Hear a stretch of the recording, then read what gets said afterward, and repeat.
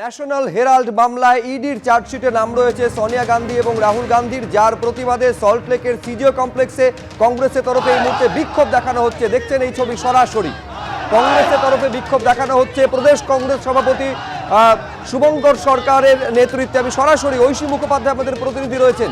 Oishi, Introducing 7 Ocean, a lipstick that is absolutely you. 7 Ocean from the house of Kukumuni. দেখো এই মুহূর্তে সল্টলেকে CGO কমপ্লেক্সের বাইরে অর্থাৎ ইডির যে অফিস রয়েছে সেই অফিসের বাইরে রীতিমতো ধুন্ধুমার পরিস্থিতি। এখানকার যারা কর্মী সমর্থকরা এসেছেন কংগ্রেসের, তারা মূলত প্রতিবাদ করতে এসেছেন ইডির যে চার্জশিট সেখানে সাম পিত্রোদা, সোনিয়া গান্ধী, রাহুল গান্ধীর নামের উল্লেখ রয়েছে এবং প্রতিহিংসার রাজনীতি করার চেষ্টা করা হচ্ছে। নিরপেক্ষ নয় ইডি, এই প্রতিবাদ করে মূলত এই অভিযোগেই কিন্তু আজকে দেশের রাজ্যে রাজ্যে দেখা যাচ্ছে প্রতিবাদী কংগ্রেস এবং আজকে এই মুহূর্তে প্রদেশ কংগ্রেস শুভঙ্কর সরকারের নেতৃত্বে সভাপতি তিনি এসেছেন, তার নেতৃত্বে রীতিমতো দেখা যাচ্ছে যে ইডি অভিযানে ধুন্ধুমার পরিস্থিতি সৃষ্টি হয়েছিল। ভিতর থেকে সিআরপিকে কিন্তু লাঠিও চার্জ করতে হয়েছে। এখানে কর্মীরা দরজা টপকে ভিতরে প্রবেশ করার চেষ্টা করছিলেন। তারপরেই কিন্তু এই মুহূর্তে দেখা যাচ্ছে তারা অবস্থানে বসেছেন, মূলত প্রতিবাদ করছেন যে বিষয়টাকে কেন্দ্র করে চার্জশিটে নাম রয়েছে তাদের নেতার এবং প্রতিহিংসা করার রাজনীতির জন্যই তাদের নাম রাখা হয়েছে এমনটাই তারা মনে করছেন। এবং তার প্রতিবাদে রীতিমতো এখানে দেখা যাচ্ছে শুভঙ্কর সরকারের নেতৃত্বে তারা মিছিল করে এসে এই মুহূর্তে ইডি অফিসের বাইরে অবস্থান করে বিক্ষোভ করছেন। এই অফিসে প্রবেশ করতে পারলেন না আপনারা আজকে অভিযানে। আমাদের ভেতর থেকে পুলিশের লাঠি চালানো হলো, ভেতর থেকে ইডিরা সেন্ট্রাল ফোর্স লাঠি মেরেছে, আমাদের অনেকে আঘাতপ্রাপ্ত হয়েছে। পাগলা হয়ে গেছে ইডি, পাগলা হয়ে গেছে সিবিআই, মোদি আর অমিত শাহ পাগলা। সে কারণেই আমাদের বহু ছেলে তাদের মেরেছে।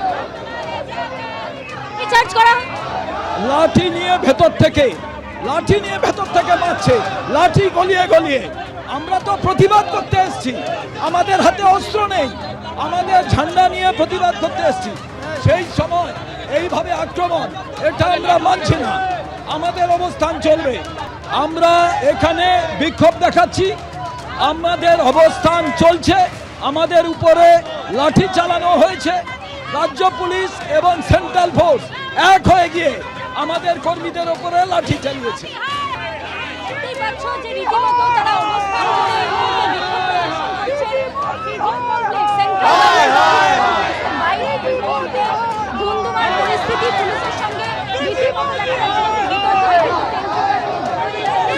তারা কিন্তু লাঠি চার্জ করলেন, কারণ তারা দরজা টপকে ভিতরে প্রবেশের চেষ্টা করছিল, অন্যদিকে দরজা কিন্তু লাগিয়ে দেওয়া হয়েছে এবং তার জন্যই কিন্তু কংগ্রেসের যারা অবস্থান করে এখানে বিক্ষোভ প্রদর্শন করছেন। শুভঙ্কর সরকার প্রদেশ কংগ্রেস সভাপতি যেমনটা জানালেন যে অবস্থান চলবে, তারা যে দাবিতে এখানে আন্দোলন করতে এসেছেন, বিক্ষোভ প্রদর্শন করতে এসেছেন, সেই দাবিতে কিন্তু তারা অনড় এবং তাদের যে অবস্থান বিক্ষোভ তারা চালিয়ে যাবেন। দেখতে পাচ্ছ কর্মী সমর্থকেরা প্রত্যেকে কিন্তু এখানে বসে অবস্থান করছেন এবং অবস্থান বিক্ষোভ থেকে যে স্লোগান তাদের উঠছে যে নিরপেক্ষ ইডির তদন্তের দাবি করছেন তারা।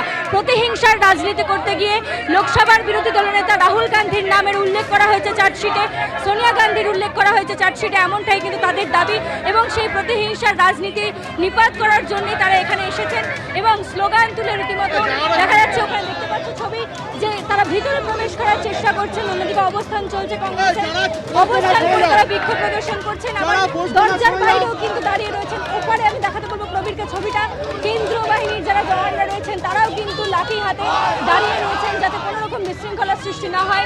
পিছনে কিন্তু পুলিশও রয়েছে, যথেষ্ট বাহিনী মোতায়েন করা রয়েছে যাতে কোনো রকম বিশৃঙ্খলার সৃষ্টি না হয়।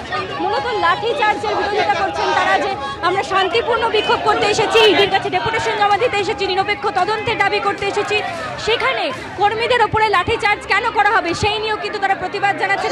সরাসরি যে ছবি সিজিও কমপ্লেক্স থেকে আপনারা দেখতে পাচ্ছেন সল্টলেকের, যেখানে রাহুল গান্ধী এবং সোনিয়া গান্ধীর নাম ন্যাশনাল হেরাল্ড মামলায় ইডির দেওয়া চার্জশিটে রয়েছে, তার প্রতিবাদ তারা দেখাচ্ছেন।